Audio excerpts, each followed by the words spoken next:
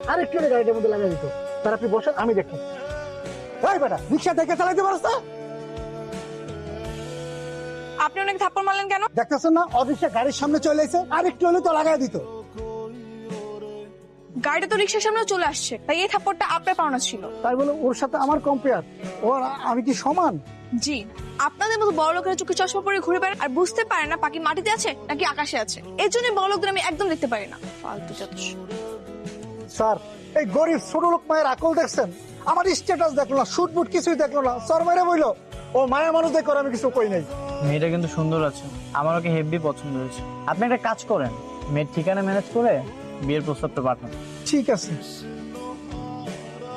তাহলে বিয়ের প্রস্তাবটা পাঠাই, কি বলিস? বাবা সেটা অলরেডি আমি তো কবির সাহেবকে পাঠিয়েছি বিয়ের প্রস্তাবের জন্য। ভুলে যান স্যার, ওই মেয়ের আশা একদম ভুলে যান। স্যার আমি ওই মেয়ের বাসা থেকে আসলাম, মেয়ের মা সাফ সাফ জানিয়ে দিয়েছেন ওই মেয়ে বড়লোক কোনো ছেলেকে বিয়ে করবে না। তাহলে কাকে বিয়ে করবে? মেধাবী সহজ সরল কোনো গরিব ছেলেকে। ওই মেয়ে বড়লোক কোনো ছেলেকে সহ্যই করতে পারে না। তার ধারণা বড়লোকরা কখনো মানুষ হয় না, অতএব স্যারের সাথে ওই মেয়ের বিয়ে অসম্ভব। অসম্ভব কেন? অবশ্যই সম্ভব। প্রয়োজনে আমরা গরিব হব। মানে কি? হ্যাঁ বাবা, টেক ইট ইজি। আমরা তো সত্যি সত্যি গরিব হয়ে যাচ্ছি না, গরিব সাজার অভিনয় করব। যখন পরিচয় হয়ে যাবে তখন সবকিছু বলে দেবো। তোর এই আইডিয়াটা আমার খুব পছন্দ হয়েছে। শুনেন, আপনাকে যা যা বলেছি ঠিক তাই দিয়ে করবেন, পারবেন তো? অবশ্যই পারবো। এটা আবার আরে সাদা বলতে হবে, সব লিখে আনছি।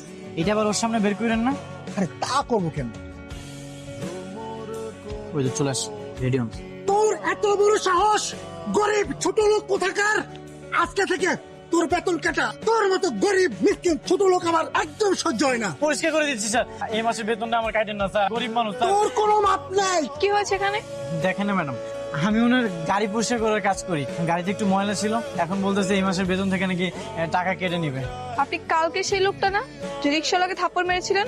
আবার আজকে ওনার সঙ্গে এরকম আচরণ করতেছেন? আপনার কি লজ্জা হবে না?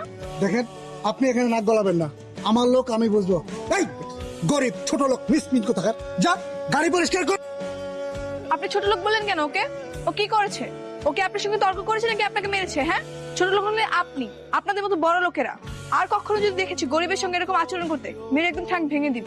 তোর জন্য আজকে আমাকে অপমানিত হইতে হইলো। তোর চাকরি নট।